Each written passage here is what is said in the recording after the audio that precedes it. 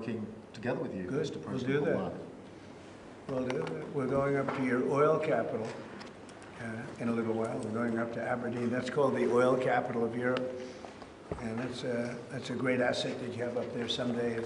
If they ever change their thinking on that, you have a great and valuable asset. There's a lot of valuable resources underground there, but that's a decision for you to make. But it's a very amazing place, and it is considered the oil capital of Europe.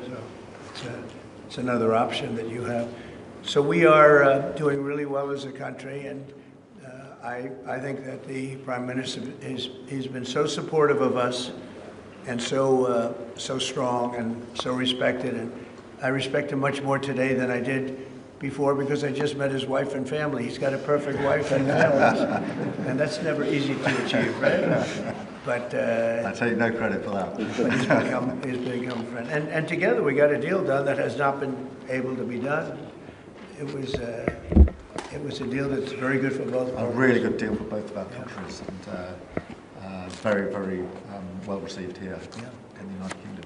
So thank you very much for having us. Thank you. Appreciate it. Mr. President, I just want to follow up on Russia. Earlier you said that you were going to change the deadline from 50 days. So what is your new deadline? What can we expect? I'm going to make a new deadline of about 10 or 12 days from today. There's no reason in waiting. There's no reason in waiting. It's 50 days. I want to be generous, but we just don't see any progress being made.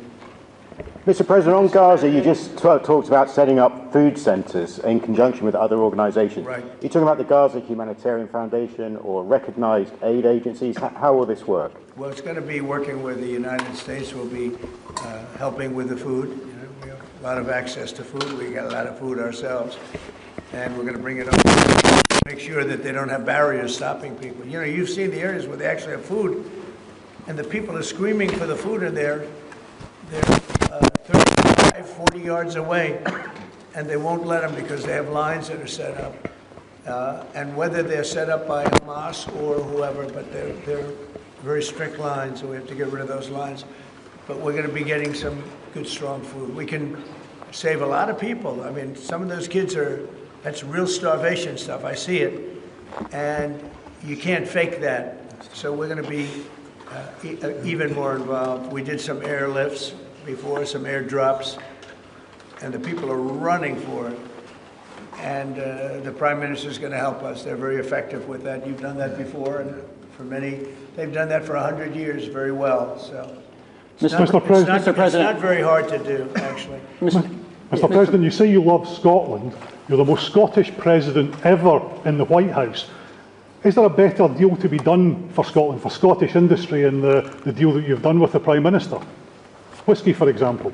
Well, I have great love for Scotland. You know, my mother loved Scotland, and she loved the Queen. I don't know, I might hurt myself by saying that the monarchists are going to like it. Some other people would, but she loved the Queen. Whenever the Queen was on television, she wanted to watch. And she would come back religiously. She'd come back to Scotland once a year with my sister Marion, primarily, and sometimes my sister Elizabeth also. But they love this part of the world. And, you know, we're talking about the Isle of Lewis. We're talking about serious Scotland. That's serious Scotland. There was no doubt about it. So, yeah, it gives me a feeling, you know, it's different. You go to another country, you have no relationship to it. You got to like maybe the head of the country or something. But it's different when your mother was born here, Stornoway. Right in Stornoway, a beautiful little place. So is there a better deal to be done? Is there a better deal to be done for Scotland, for whisky, for example? Because of your love of Scotland, is there a better trade deal to be done for Scottish businesses like whisky? Well, I assume when we do our trade deal overall, a lot of it comes to Scotland, I hope. Maybe all of it should go to Scotland. It's a very good deal for the whole United Kingdom, and we've already achieved great things out of the deal, and we'll achieve even more as we work together. Mr. President, a lot of it is going to Scotland. I mean, I do know that, but I mean, we're dealing with the UK. But a lot of it comes to Scotland. And, you know, I was very particular. This is a part of the world I want to see thrive. it's going to thrive. Mr. President, back to Gaza. You talk about Hamas stealing food and stealing aid. What responsibility does Israel have for limiting aid to the region? And if I could ask a follow-up to the Prime Minister, what pressure can be put on Israel, and is that something that you and the United States could work on together? Israel has a lot of responsibility. They're hampered by the fact that you still have 20 hostages or so. And the people of Israel are very concerned about the 20 hostages. It's very interesting. You could say they could be more concerned about retribution than the 20 hostages, but they really want the 20 hostages to survive and live to make it. You know, many of the hostages came to my office in the Oval Office, and I was amazed by, I would ask them the question, was there any sign of love? Was there any sign of, when you were a hostage and you have all of these people from Hamas around you, sometimes hundreds, sometimes 10, sometimes 2, but you're a hostage and you're being stored in a pipe. It's not even really, a cave, or it's a pipe, a little pipe.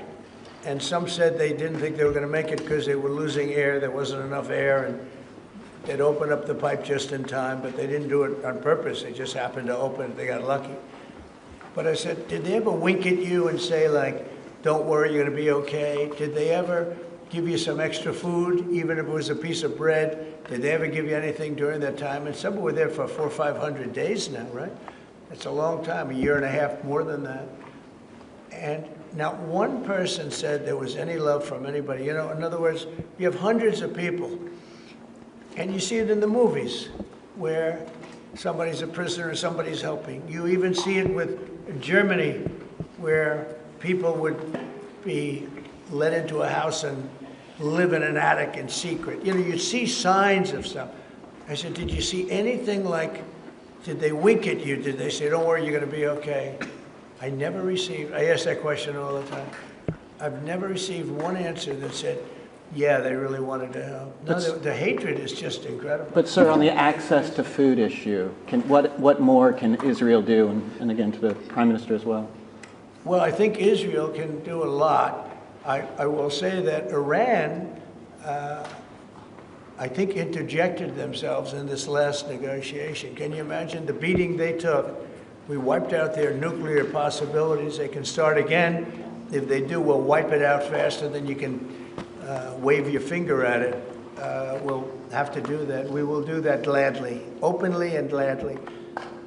They've been saying, Iran's been sending out bad signals, I'll tell you.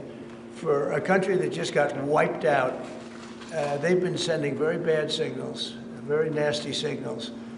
And they shouldn't be doing that. They shouldn't be doing that. They were talking about things that they shouldn't be talking about. They were interviewed on a recent show, and the foreign minister saying things that he shouldn't be talking about, shouldn't be saying. And I think they got involved in this negotiation telling Hamas